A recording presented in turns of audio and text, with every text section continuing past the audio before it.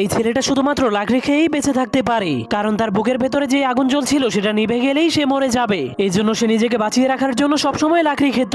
এমনকি তার বাবা তার জন্য কোনো খেলনা তৈরি করলে সে ওই খেলনাগুলো দিয়ে খেলাধুলা না করে সেগুলোকেও খেয়ে ফেলতো। এমনকি সে ধীরে ধীরে বড় হওয়ার কারণে তার ক্ষুধাও প্রচুর বেড়ে যাচ্ছিল।